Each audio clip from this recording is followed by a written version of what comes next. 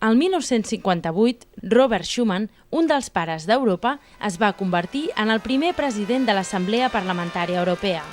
Han passat 50 anys i avui Europa i l'Eurocambra influeixen més que mai en la nostra vida i en el futur dels nostres pobles.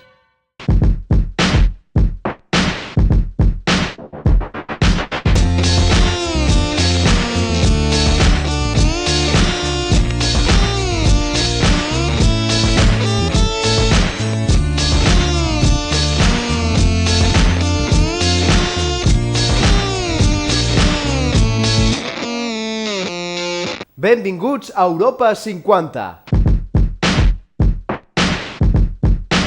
Recordeu la notícia sobre Birmània? De manera molt breu, l'Eurocambra havia qualificat de dramàtica la situació que travessa aquest país asiàtic. Més de 1.800 presos polítics i 400.000 monjos que no podran votar un projecte que, entre altres coses, prohibeix exercir cap càrrec polític a qui estigui casat amb un estranger. La notícia l'acabàvem amb que el Parlament Europeu adoptaria aviat una resolució.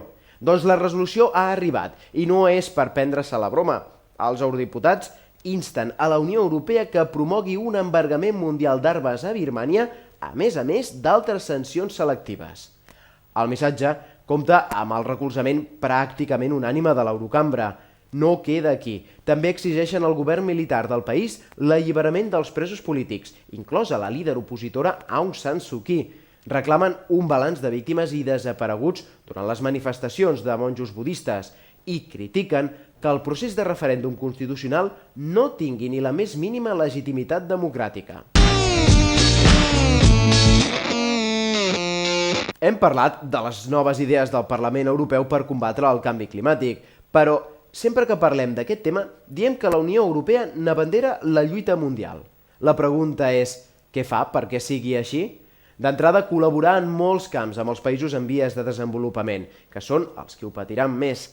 A l'animació que veureu tot seguit teniu els exemples més clars. I tu, fas alguna cosa per combatre l'escalfament global?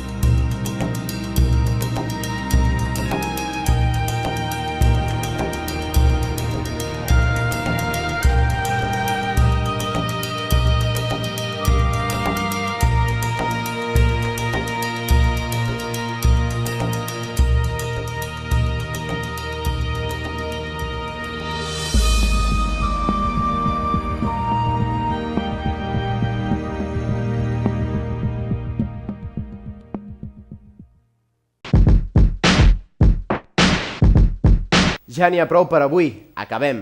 Però, si voleu tornar a veure aquest o altres programes, aneu a internet, a l'adreça molatv.cat. Fins la propera, europeus!